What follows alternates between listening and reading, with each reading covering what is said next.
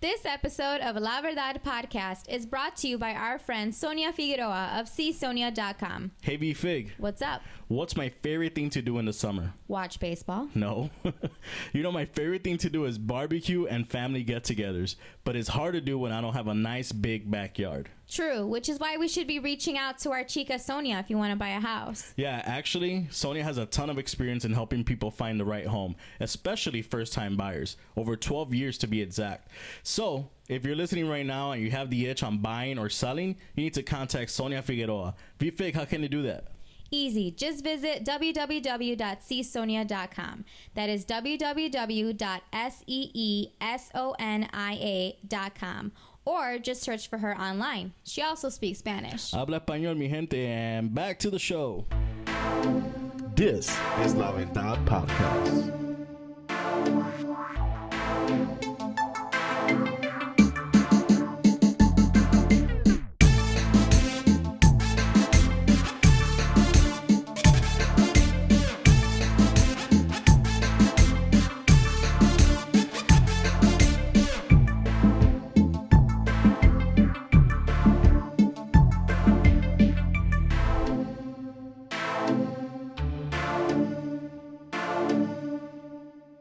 Bueno, mi gente, we're back at it again with another episode of La Verdad Podcast, and this is your host, Christian, and I'm joined by... B-Fig on the mic as always.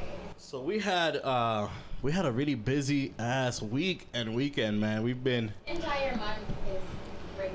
Our calendar is expanding every single day. I feel like we've been nonstop. Big shout out to Urban Pilon. We checked you out yesterday at the Barrio Arts Festival in Humboldt Park. So bad for him. He was out in the sun. He had no umbrella with the grill for like hours. I felt It was definitely a good time. We met a couple different artesanos and different painters around the area from the Humboldt Park area. We also hit up Ruido Fest on Friday, right? Yeah. And I got to see my favorite band, Cultura Profética, which was awesome. I haven't seen them in over like 5 years. So it was a great feeling to be around the neighborhood, as well as checking out a festival that I never checked out before. And I know that the group El Corillo that's here with us today, they were actually at Ruido Fest, I want to say last year or a couple years before that. So I'll go ahead and introduce them in a little bit. Before I do that, though, make sure that you guys go and like our Facebook page or any of our social media as at La Verdad LTD. We will really appreciate that. And if you're listening to the podcast or if you're watching a Facebook Live, go ahead and share it so that other people can hear about our awesome guest that we have today. So, Oh, wait, but hold on. We got to make a shout out. Shady, if you're listening, happy birthday. Oh, yeah, We for sure. celebrated last night, but today's your real birthday. He's probably sleeping right now. Yeah, he's probably knocked out. Probably won't wake up in a couple hours.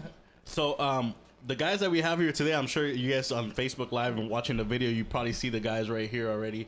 I've seen the brand since like 10 years ago, I want to say, or a little bit 9 or 10 years ago when I was in college.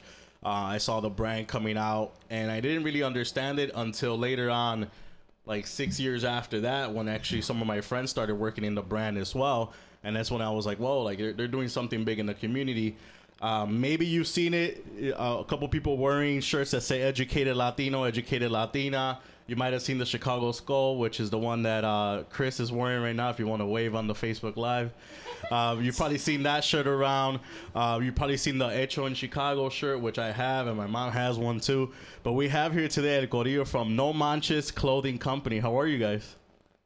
Good. All right. Are they awake, man? Buenos dias.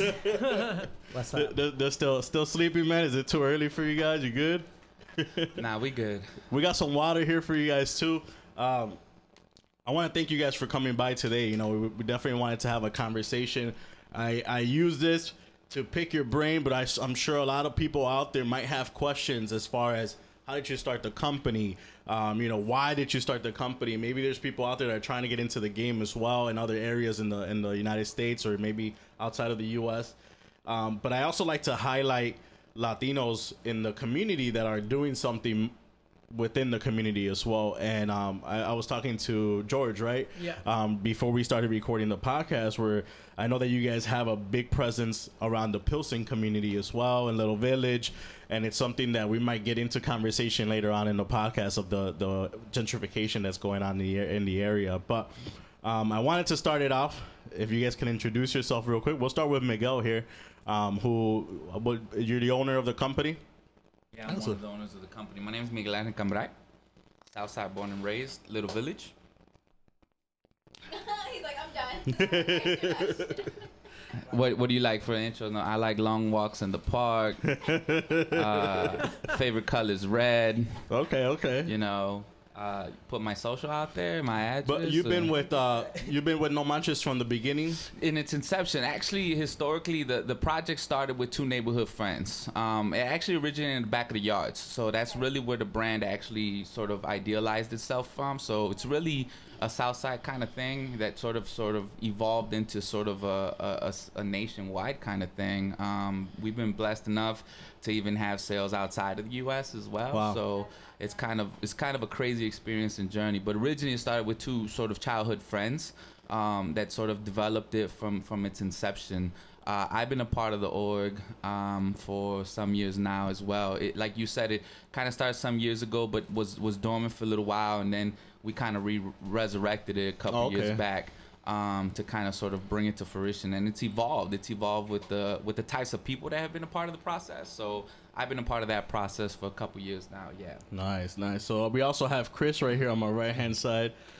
How are you, man? Hey, what's up, guys? My name is Chris, Southside Chicago. I like tacos.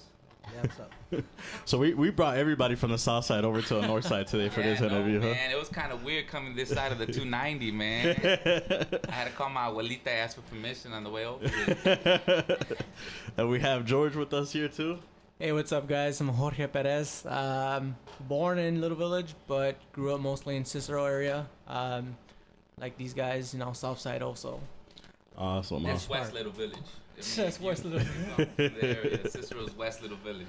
If you wanna unhook the mic here, Yeah, so I you think can it'd feel be better, man. Yeah, you can feel comfortable and chill. If you guys want to do the same thing, go ahead. I didn't want to come off too informal. You know, I tend to just get real comfortable, but It's all good. Sitting upright makes me feel out of character. So, you mentioned that the brand started out with two friends in back of the yards area. Yeah. What was the main concept behind it when they first started out? Well, ideally, that's where the name came from, actually. Shout out to Rolando and Jesse, who kind of really cultivated the idea of if you grew up in the 80s and 90s, so it was a predominantly black culture in terms of attire and street attire and urban wear. And there wasn't a lot of Latino sort of contextualization outside of the Cholo, you know, the Ben Davis, the Dickies, you know, the Cortezes and things like that. So the idea just came conception to how do we sort of materialize ourselves within an actual shirt, right? Yeah. And that was the idea. So if you know them or you know us, the personality is really what drives our brand. It's hard because folks will be like, you know, a lot of the times we design things not only to be sort of appropriate to wear and kind of like it doesn't become like a wash my car t-shirt, but it's something that you know what I'm saying? You go to a concert and you buy that one tee for that day, but then a year later you're washing your car with it. So we definitely want to not become that brand. But their imagery at the time, it was really around satire. So the humor kind of drove the brand in its early days of making fun of like Sesame Street, Coca-Cola, brand names, and it's just some real heavy satire. And the reaction from people like No Manches came from the people, which is okay. Sometimes we kind of say we're a brand of the people, and I know it's kind of cliche, like for the people, by the people, I pledge allegiance or whatever. But we truly are that, man. We really listen to our people and the folks that we've come across in our own life experiences, and we just slap them in imagery, man. And that's great too that you mentioned. For those that are listening and might not know what No Manches means, for example, I know it's a term. You know, for us Puerto Ricans, we might not know what it means, but it's a term that a lot of Mexicanos use now. From back in the day to nowadays, right? Yeah, man. So No Manches, literally, if you see our logo, it's don't stain. That's like the little translation. Oh, like a mancha. Yeah. So that's the. So if you look at our logo, it's kind of like the Ghostbuster symbol with the mancha in the middle, right? Yeah. So that's really where that imagery comes from. But the No Manches comes from. It's like a euphemism or like a like a term of when someone exaggerates the truth. Like, you know, like my boy George, he be feeling skinny. We laugh at him. You know what I'm saying? Like, he be like, I'm gonna get some skinny jeans, but he got those chuleta thighs. You know what I mean? So that's really like when someone exaggerates the truth. You know, like Chris be coming with his weekend stories about this and that and how many dudes he fought or whatever. But he was doing gardening with his mom all weekend. You know, so What kind of? so that's really, so No Manches is sort of the PG-13 version of, like, you know, kind of like stop messing around sort of. So it's kind of, people laugh at it. So a lot of our elders also, they gravitate to the name before the actual product. So that's a real interesting thing to watch, like tias and abuelitas laugh at us. Like, how'd you name your brand No Manches, right? Like, because it's a funny term. And that's one of those interesting things too, because you might be walking and be like, oh damn, like you see the logo or you see the name like you mentioned, you start laughing, but you already caught their attention to look at the designs. Now, as I mentioned before, and you were mentioning before, the satire behind your designs, I always loved, and I have to highlight the shirt that says the educated Latino, because it has like the old school, not old school, they still use it nowadays, but it has like that explicit content warning label that you might see on a rap album, or you might see, like, even we have it on our show too, because we do curse on here. How did that idea come out? How did that design come out? So a lot of it comes from our own lived experiences, even going back to its inception. I think part of our philosophy and mission is to have a reflective cross-generational brand. So I think for us, it's as important as, you know, I know now we're living in an era of free to everything, right? Yeah. Like, and in some way it's cool, and in some way it's kind of like, you got to be careful, right? Because like Che Guevara being sold at Target is a contradictory message, right? Yeah. So part of our brand is to be socially conscious of those kinds of things. So we want to be careful with sort of capitalizing on our actual cultura, right? Yeah. So we take that into to mind. The other thing is, we're also a couple buffoons, right? So when you think about our family-oriented brand, which it is, we fight like a family, we love like a family.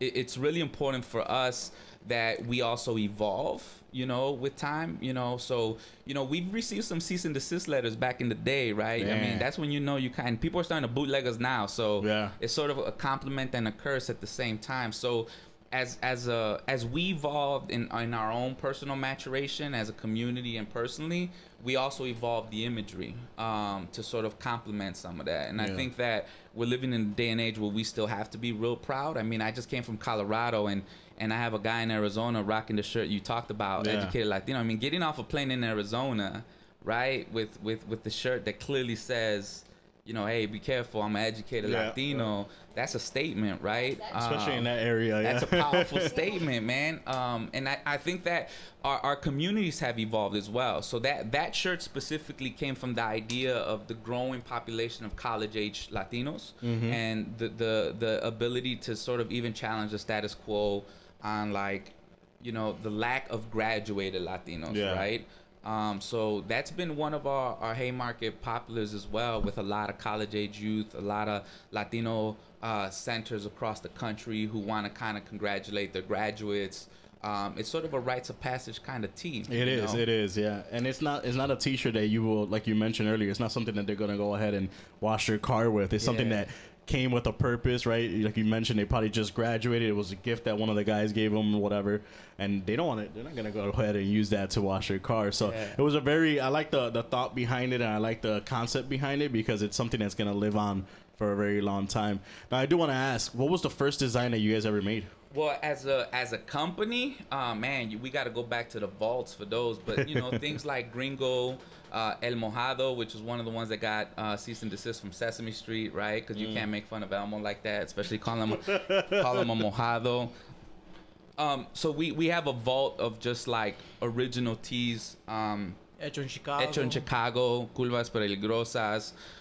So there's been a lot in terms of our vault. Of what were the predominant ones in the beginning. And is one of you guys the one that come up with all the ideas, or is it a collective of all of you? It started with two neighborhood friends, right? So Yeah. How did you guys come to be? Who else is involved? Like, from two people, where is it at now? How did that all come into fruition like that? Yeah, my grandma prints the shirts. Let's No, help her. yeah. We actually small community. So I grew up with both of them too as well in terms of our college age and our community organizing. The business in itself kind of took a dormant position, and then they kind of parted ways, and I kind of came into the company years after as well. And part of the resurrection was sort of growing it as well. So in terms of how we got to the familia we begin, I think it's like touch points. I mean, obviously some of us are related. Some of us grew up together. Some of us we met along our journeys. And it's funny because NMC is like the type of a brand that you gravitate to rather than get scouted, if that makes any sense. Yeah. So we've come to grow because you can't do it by yourself. I mean, you can't be a designer, Yeah. printer, and I can't digitally design for the life of me. But I'll hit you up with like some graffiti or something like that. You know, the art creativity. So the designs, I like to see them as it's a really thoughtful process. The printing the shirt is probably the easiest part because you just kind of let me take Chris, that back. tell him what's up, let me take that back. Like it's the least. You see this? It's the most physically difficult process. But you should see our ideas vote. You know what I mean? Right. And it really goes through a screening process with everybody. So even that educated, it went through a process. So by the time it gets to actual tea, we've already thought it out through the process. So it's a collective, in short. So someone conceptualized the idea like, oh man, imagine this. And then one of the digital designers, like shout out to Jesus, or George, they'll be like, let me take the design and put it into an imagery, right? Or some of the artists that we work with, like this has been a collective with like Roberto Valadez, who's already a Pilsen artist as well. And we've had a collective of digital designers over time that have really supported our mission. And it comes from a collective of passion because we still broke, right? So we still broke. I mean, when you grow up working poor, right? It becomes almost impossible to get out of poverty. Yeah. So it's a collective. It's a collective of brains, ideas, and passion. So. But I mean, you said like people, this is a company that you don't have to scout people out. People just come to you. So what, I mean, I guess I want to hear from you guys too. Like, what brought you specifically? What is it about the mission? Why is this company so important to you? Why are you here? Yeah, you go ahead. Well, for me, it was, I guess, back at Lewis University, where so I was still fresh. I think I was a sophomore, junior, and I was still very. I guess I was part of a fraternity that I was such a neo in that anything that had to do with Latin America with the Latino culture, I wanted to be about it. I wanted to do about it. And then I met Miguel here at Lewis as well. And then he pretty much told me about the clothing company, how a lot of our stuff has to do with either Chicago or with the Latino culture. So I was like, okay. Then I started seeing some of the images that they had. Like they had Zapata, the Educated Latino, the Hecho in Chicago, the Frida. And I was like, oh, like this caught my attention a lot. So I was like, okay, it kind of has to do with a little bit of my fraternity. So I could kind of use what I learned with my fraternity and then learn more about NMC. And then like that way I could not only sell to the people, but better understand it and just get more knowledgeable of the material as well. You know, a lot of times too, when we're looking at a T-shirt, right? Like, let's just say someone who's never seen a No Manches shirt, or you know, even like La Verdad stuff, you might think twice, like, oh man, like that's a cool concept. Like I'm looking at the skull right now, and for those who are watching on Facebook Live, and I look at it, and I'm like, okay, yeah, you probably zoom in there. You first see it as a Chicago, right? This is a Chicago flag, and then you look into it a little bit more, and it's like the sugar skull, right, that they'll use for Dia de los Muertos. So if I'm somebody that's looking out, I'm probably gonna research Chicago skull, and then eventually find that and the meaning behind it. So I feel like with T-shirts especially, you are making a statement by just walking around with whatever shirt you have. I know you guys have the other one, though, Don Ramon, right, that has like the chain on it. And if you don't know, you might not know who he is, right? Let's say you've never grew up watching, what is it, the show? El Chavo del Ocho.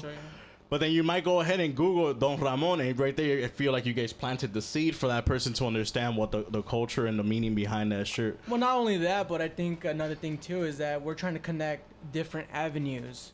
So a hip-hop fan's going to get that Kango hat. You know, a hip-hop fan's going to get that gold chain. So that's going to be where it's first going to come into. So Latinos going to catch on to that, and then you connect those two things together, It's just kind of like connecting those avenues, connecting those streets. Yeah. And that's what we wanted to do, you know, bring Latino with every other aspect that is us, you know. Yeah. So with our roots, you know, we're more than just, you know, brown people, you know. Yeah. We're And I like that idea too of being able to connect, you know, hip hop with Latino, because I mean, believe it or not, or if you want to accept it or not, Latinos played a big role in the hip hop culture, you know. So I like the fact that we're able to unite them together and kind of bring out what the viejitas might be able to like, right? Or they might be able to como se dice, relate to Don Ramon, right? Yeah. And then you put a little chain on him and a Kango has like, oh shit, LL Cool J, you know. It's like kind of like that correlation together. Now, what I do want to ask is, have you gone through any growing pains, being that you started out with 2 people? I mean, I only say that, I'm only say it selfishly because, you know, through La Verdad, we're going through the growing pains, right? So it started out with just myself and another person, and then you start getting other people in the team, and it's like, oh hell no, I want to do it my way, man. I'm the one that started, you know. So it's like, what has been a growing pain, and how have you dealt with it? Man, you brought up a real. I'm gonna like You're this gonna like break Don us up right Francisco. now. We're You're gonna gonna start break us up right crying now, like, bro. man, forget this shit. I'm done. I'm done. This is it.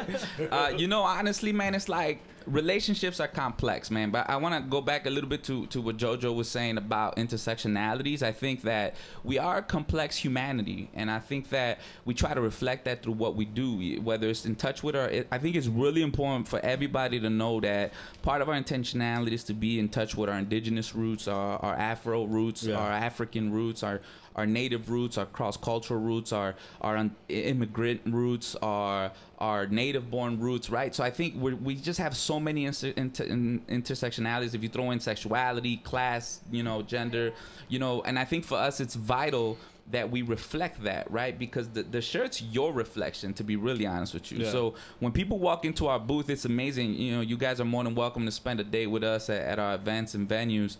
They see themselves in the actual product, not us necessarily telling you that product's better than that product. So that's part of our magic, I guess, right? Like, you know, the idea of how you could take something like the label of a CD that your mom didn't let you buy because that's the first thing she'd look at, to now, you know, you forcefully wear it. And in terms of the growing pains, though, we're like familia, man. I'm not sure if y'all in a relationship or not, but relationships are complex, man. You know, yes.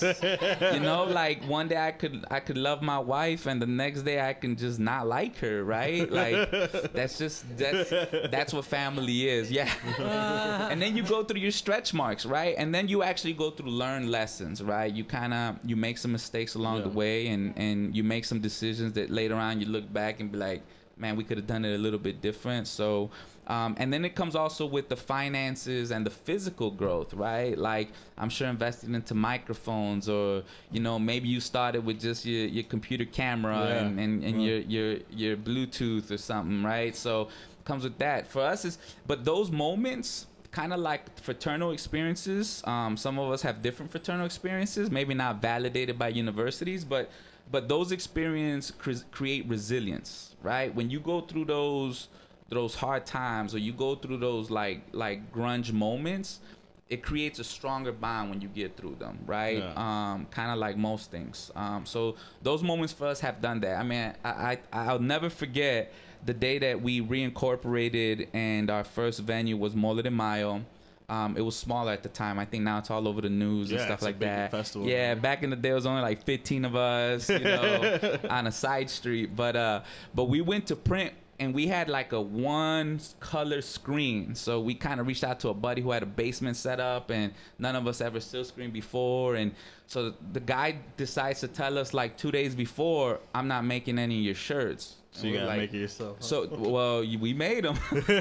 we showed up in some stranger's basement, and like 24-hour process, just silk screened our own shirts and Kinkos and burning screens and things that we had no idea about. So when you talk about growing pains, like, you know, when I look at Chris and like the spoiled system he has now with with heaters, machines, and then he still complains, you know.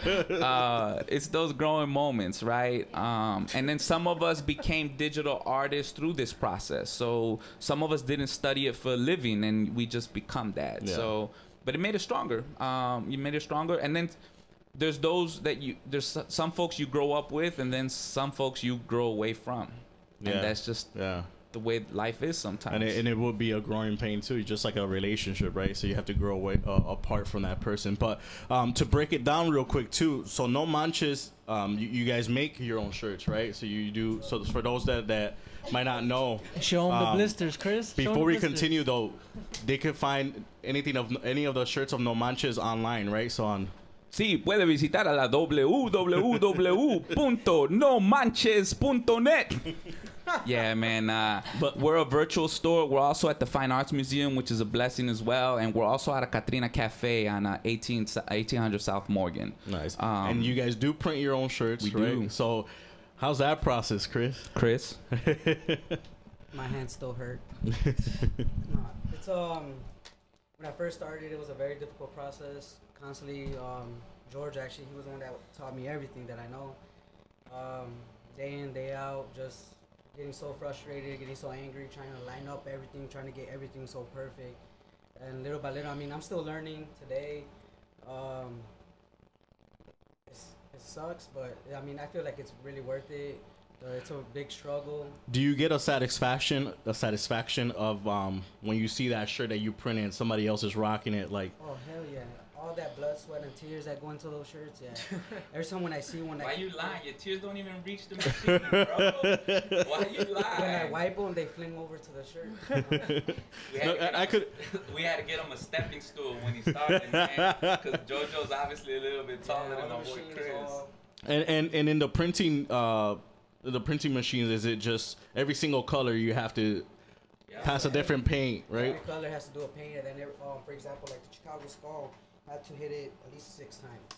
So I had to do 2 hits of white, a hit of red, hit of blue, and then the black. So for those who might not know how screen printing actually works, it's an actual screen, right? It's an art form. It's an art. But there's a lot of labor behind it. I've seen I've seen some videos, you know, of people doing it. I think I've seen your Snapchat and all that. But it's actual, you know, you're throwing paint on top, you know, ink, and then you're actually physically rolling that on top, you know. So it's not going through this automatic machine. Yeah, that's right? one of our biggest pet peeves, because we also give out we also do custom work. I mean, you did some of your shirts with us. Our first shirts, by the way, yeah. big shout out.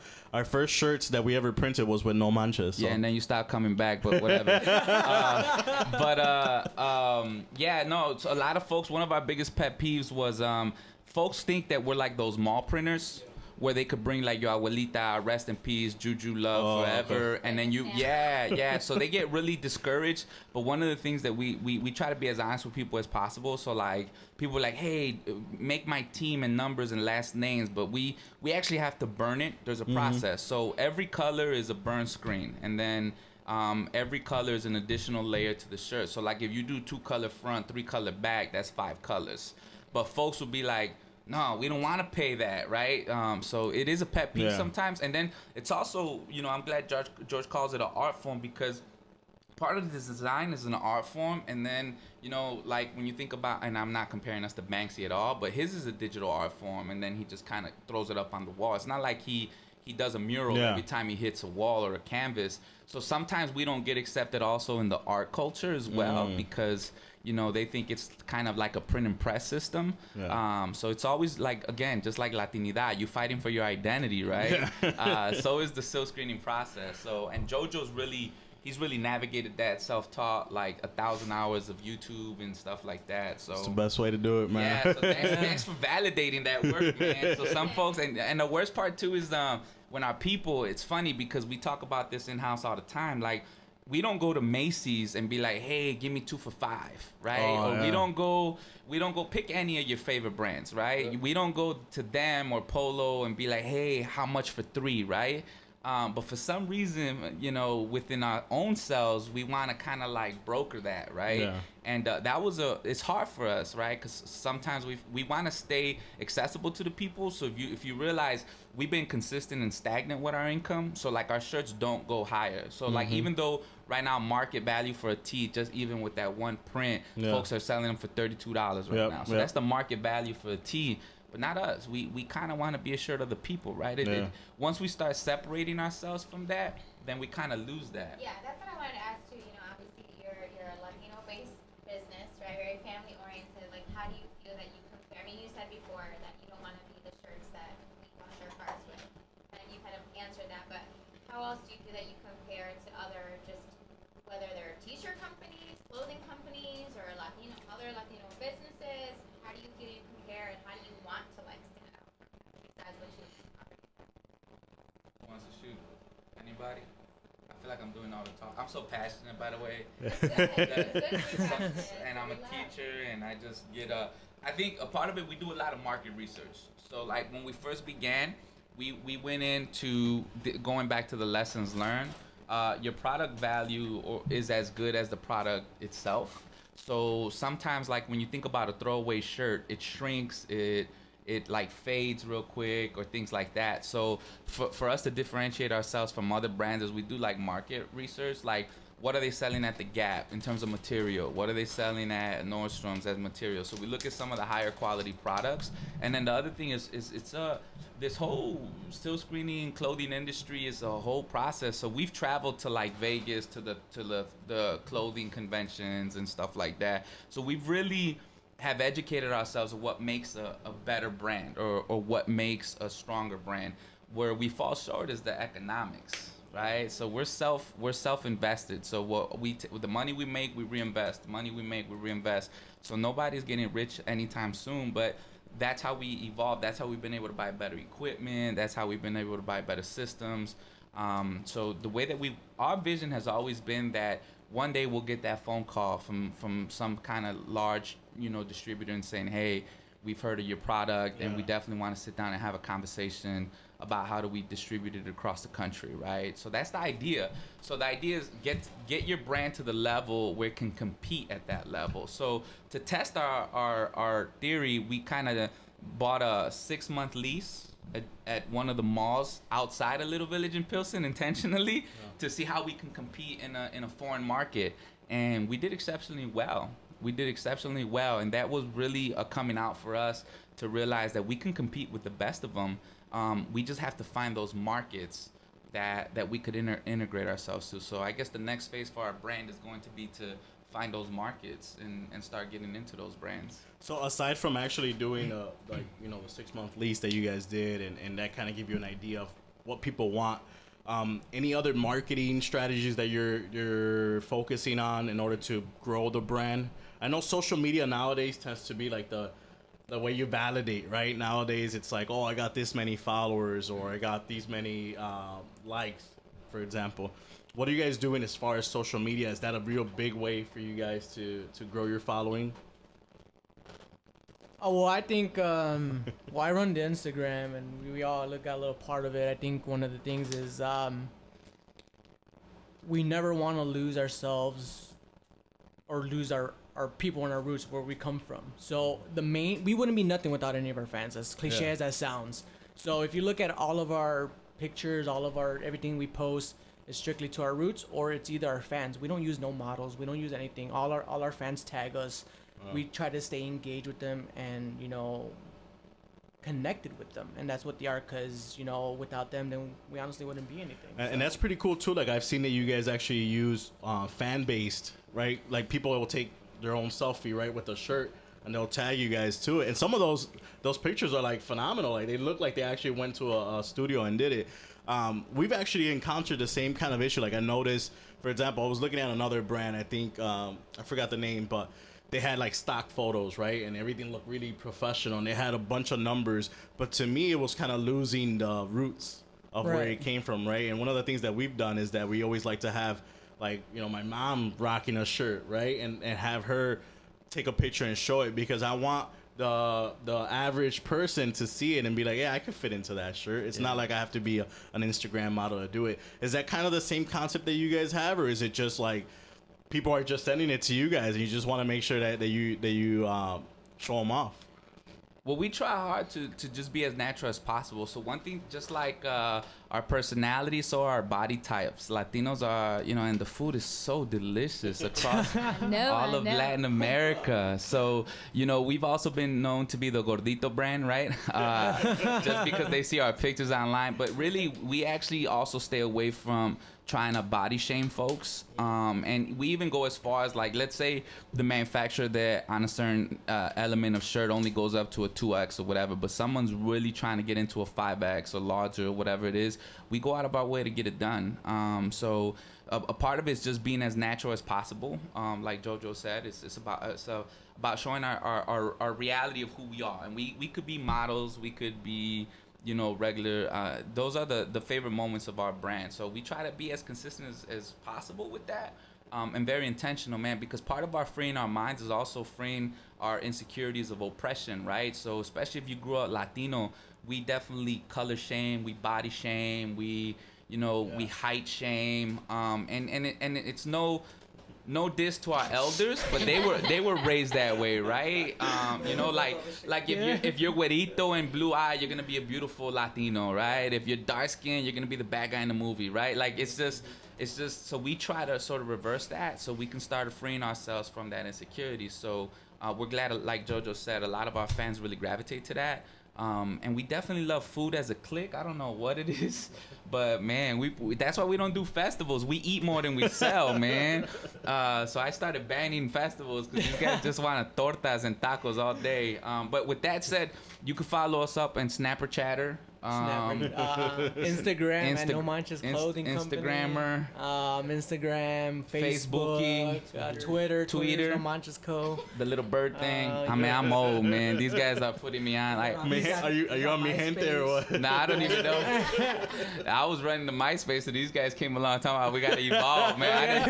I got like 12 people on my Snapchat, man. That's how lame. I remember a couple, I think last year or something like that, you guys posted that someone bootlegged one of your shirts, and I know we just talked about it earlier. You were mentioning that back in the day people will send you letters. Now you're sending letters about that. Can you tell me a little bit more about that yeah, man, we wish we're not the letter type, just to put that out there. Yeah, we're the South Side, so. Yeah, we had to pay a couple of visits. It is flattery to some degree, right? But then there's this sort of like this hurtfulness to the thought of taking something that's not yours, right? Stealing per se, right? And we had to address the situation like gentlemen, right? Just giving some very strong, thoughtful warnings about not manufacturing something that's not yours. And then the dude was trying to sell them 2 for $10, right? And you just like, hey, what are you doing? You're not even bootlegging right, So for us, it was a form of flattery, but it was also a form of consciousness about lived and learned. So we do copyright our imagery and stuff like that. And a lot of our imagery, believe it or not, we sketch it before design. So someone can't be like, no, I Googled it and it was there, right? And I just changed the colors and now it's mine or whatever. So we're really thoughtful about that process as well. And one thing that we also hold ourselves accountable is not only the bootleggers, it's also the idea of us stealing other people's ideas. So before we go to print or design with anything, we just do some market analysis just to make sure it's not already out there, right? Because we're not the first people to think of a Frida shirt. We're not the first people to think of a Selena shirt. We're not the first people to think about these things. So we also want to make sure that we're also socially conscious of like other people's hustles and that we're not out there replicating or taking away from their market impact. And has it been a little shaky whenever you do like a Selena shirt or you do like let's say a Frida shirt? I don't know exactly if they have any type of if it's dominio propio, everybody could use it, or is it copywritten for them to use only? What kind of struggles have you gone through that? We do, man. So you got to be informed with the laws of copyright and stuff like that. But like even the Frida that you bring up, that's a Robert Valadez piece, right? So we work with the person who actually painted that. So the idea, like, as long as we have his permission, we're headed in the right sort of trajectory or whatever. So, but something like Selena, it's a slippery slope that we also are very mindful of as well. But we just have to make sure that the image we curate is not existent somewhere else, right? So, and that's our way to try to sort of respect that in a way. But it's also an internal conflict too. You know, because like you brought up Hecho. I'm so tired of Hecho, but it's like it's the best shirt that folks can gravitate to, even like the White Sox and stuff like that. Exactly. But even if you think of a Hecho, that's like the Hecho in Mexico, right? Yeah, but you know, they just kind of modified it to be a Chicago system, and even that got modified from its original form. Yeah. So and I could tell, you know, sometimes it might be a little tricky where if you're modifying something, someone might get offended, or you know, I feel like we also go through the same thing. Like we might do a podcast, right? And we're talking to someone and we ask them a question and no one saw that person in that image, right? So we just got a question out of them and people are like, oh, why are you guys asking these questions? Or why are you guys making them look this way? It's like, no, it's just la verdad, you know, it's the truth behind it. Yeah. Aside from, so out of all the shirts that you guys sell, any other apparel that you've done or you're thinking about doing, like for example, snapbacks or socks nowadays are like a big thing, you know? we definitely thought of it all, man. The problem is doing it right, and then the investment capital. You know, so what we've learned from these clothing expos that we visited across the country, man, everything really comes from the Asias. And it's really, we really have this battle about, do we want to be from the Asias, right, as a brand, right? So that gets harder and harder, right? So we don't know where we're evolving to, but definitely I think our brand has, so the part of the reincorporation, even though we do business as No Manches Clothing, technically we can be a marketing firm, technically, which is something that people gravitate to us too, like, hey, design a logo for me. Now you're talking about marketing. You're no longer talking silk screening, right? Because the guy at the mall, he won't design a marketing logo for you. So we've been invited to the table to do some of that. So the future of NMC is bright. The hesitation has been, we all do this part-time. Some of us have, like, you know, we're Batman and Robin at night only, but during the day we're selling newspapers and washing cars and doing whatever we have to do. So, but I've really set a market that as soon as I'm done with school, I'm gonna give I gotta give NMC 2 feet in. So some of us have been in school throughout the years and things like that. So that's, I think, another thing that people should know about our brand, that the folks behind it are really doing it, right? So when you opened up and talked about we doing it for the community, honestly, we don't see it that way as a sense of purpose. We just do. So, you know, growing up around education and being a part of education, I mean, I've been in education for 16 years, right? So when you talk about when I started my career 16 years ago, so I started my career 16 years ago, so we really are about it. Like, so we take it from the streets to the classroom, you know, and that's been a part of our larger image, right? Like doing conferences and classroom appearances and things like that. So the next stages of No Manches, we ain't going nowhere, you know? That's the truth. You know, we just growing more and more. So now we're going to do a collab with La Verdad, and then I'm going to sue them for copyrights. I mean, you know, I'm going to kind of come at them for trying to be like us. But then they're like, but we're more Puerto Riqueño, man. Nah, I'm just playing. No, one of the things, too, one of the reasons that I was talking to George about this before we started recording, was that we've been kind of focusing a lot in the Puerto Rican community these last couple of podcasts, and I wanted to reach out to somebody that's a little bit more, like you mentioned, you know, back of the yards, Little Village, Pilsen. It's beautiful areas in Chicago, and there's a lot going on right now that perhaps a lot of our listeners do not know that's happening right now. But I know you guys have a spot in La Catrina and the Mexican Fine Arts Museum, which is in Pilsen as well. Can we talk a little bit about the gentrification going on in Pilsen? How has that has it affected you guys? Has it helped you guys? Do you have people coming in there with a completely radical different mindset, like, oh, I want a shirt about this, or I don't agree with what you guys are doing? Or how has it been? Has the reception been now that Pilsen's gentrifying a little bit? I think a lot of the times when people look at our social media following and the growth spurt, I mean, don't get it twisted. Some of it could be haters just watching what you're doing, just trying to watch you fall. But I think gentrification, man, that's it's nothing new. You know, it's nothing new. I mean, if you think about New York and the East Coast, and you think about California and Chicago, man, I mean, being oppressed has been in its inception since enslavement, right? So, you know, gentrification is no different. Folks don't want it till you beautify it, and then they want it, and then they want to call it theirs. So it's a real slippery slope for us, because a part of us want to be open to all cross cultures and all communities, but in a socially conscious way where we don't become part of the same mechanisms of oppression. Yeah. So when personally, none of us live in Pilsen. So when you talk about that personal direct impact, some of us can't even afford to live in Pilsen, right? So when you talk about gentrification and how it impacts us, if you can't afford to live where you grew up, that's a problem, right? Yeah. And when you think about the Pilsen or the little village of the 80s and the 90s, right? That's how we got into Cicero. I mean, when you talk about like migration patterns of any Latino or people of color, man, until los güeros want it, right? and folks need to understand that, you know, development happens 20 years before you see it. Yeah. Right? So Papa Daly segregated Chicago intentionally. There's no doubt about that. It's not a coincidence. It's not accidental. It's not a coincidence that Wrigley Field is blowing up. It's not a coincidence that you know, Lincoln Park was once an actual immigrant neighborhood without running water, right? Or the first Spanish-speaking church was in front of UIC, right? Because that's where the immigrant workers would want to go and take mass. So think about it. People would come from Indiana, Michigan, to just get church on Roosevelt and Halsted, right? You go to Roosevelt and Halsted today, completely different. Exactly, man. Like I went to UIC, so I tell guys all the time, like, Jewtown used to be Jewtown, man. You used to get some kicks, some polishes, porno, and socks, all in the same line, man. Like you didn't even have, you didn't have to get, you know. You used to go to La Garra, La Flea Market. Now people put vintage in front of that shit. I'm it's a flea market. Que vintage ni que chingada, it's ropa usada, right? Like call it what it is, you know. So it affects us in different ways.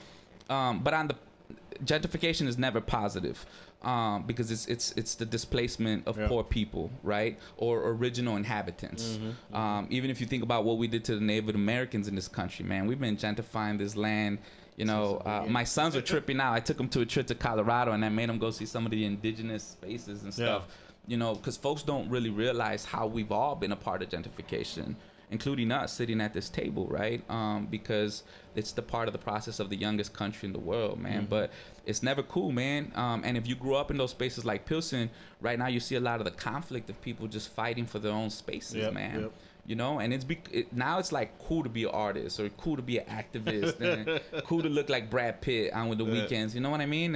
And it gets a little complex, you know, for us, you know, because we're still dying out there. So like, you know, I know he made a joke of like, hey, you looking to take, like, a white person could dress like me today and be fine wherever they go. Man, I go into a little village a little bit the wrong way, and I'm still impacted by our neighborhoods or the way we live. But gentrification is just, you know, taking advantage of the people that live there, and they're capitalizing on it. And it's usually people who don't even live here, which is the worst part, man. Like these New York investors and stuff like that. So it's kind of a trend. It's be careful, man, when you talk about gentrification. You're about to unleash. Yeah, that's its own episode. Yeah. Didn't you see that a couple of activists knocked down? You were at Riddle Fest yesterday? Yeah. Did you see that they knocked down the wall that Home Depot thought it'd be cute to do a wall where people in Riddle Fest could decorate? Wow, we saw it. Yeah. Like, what's going on with that? So they knocked the wall down, man. Groups of people got escorted out, but that's a result of gentrification, right? Yeah. That you can come into this neighborhood, put up a wall. Not to mention Home Depot's CEOs and investor into Trump and wants to get the wall deal. So, you know, that's what gentrification does. It's very interesting, and I'm glad I brought it up to you guys because I feel like you guys are there too. You're seeing it. We went through gentrification too within the Humboldt Park community. It's going through here. We're actually located recording in the Belmont-Cragen neighborhood, and it's gentrified a lot. This used to be a Polish neighborhood, right? So we see it, especially with corporations going in. I grew up around the Logan Square community. The Logan Square is different from the Logan Square I grew up We in. used to party on Milwaukee Avenue all the time. Yeah, now it used to be really, really hood. Like and nowadays it's like the same spot where somebody was getting jumped on or whatever. Now it's like a Starbucks, right? Yeah. So it's a topic that I think we want to bring up a lot more. I got a question though, man. No offense. What's up with the beards in the north side, man? Like, It's a big thing. Hey, man, y'all looking like it's some starting to go woodchucks over there down too, here, man. man. It's starting to make it. flannels and beards and like those Pharrell hats, and I'm like, what are people doing down here? It's like another planet when I come north, Yo, man. that's how we feel when we go to the south side. I feel like I'm in a different planet. They're all gangbanging. They're all gangbanging. Son ganguero, don't look out the window. Hey, don't make eye contact, man. Hey, man, but I think that sums up what you guys are doing. I think the vibe is awesome. Thank you guys once again for coming by. We're definitely going to have to sit down and talk more about stuff that is happening in the community. But before we end the show, how can people find you? What are your social media handles? I know we mentioned it throughout the episode, but we have that one guy that's probably skimming all the way to the end to find out what the social media handle is. So if they want to find you, where do they find you? You could Well, definitely- Facebook is Facebook / Manchadores. Twitter is No Manches Co. Instagram is No Manches Clothing. I think, and Snapchat is Enjoy Cultura. So that's where you can find us all in there. Now for our T-shirts. Before No Manches Frida came out, that dumb movie or whatever it was, we used to be the first hit on Google, and organically, we never even paid for it. So she dropped us to number 2 or 3, but that's cool. You can't compete with Hollywood. But if you Google us and No Manches Clothing, you're more than likely to find all our feeds and stuff like that. We're definitely on 18th and Morgan. Come out and see us anytime.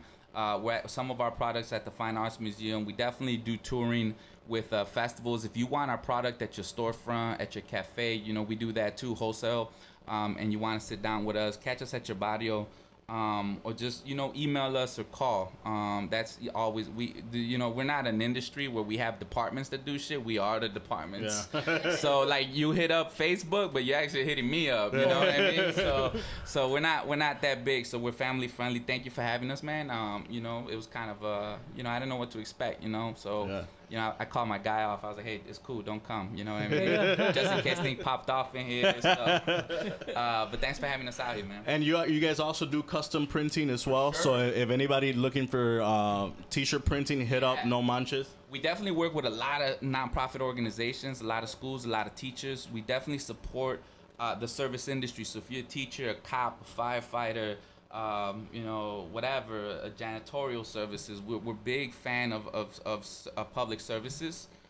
So we definitely support also. We also contribute to a lot to undocumented student groups. Okay. So we're always supporting undocumented student groups. And shout out to your org, your fraternal org.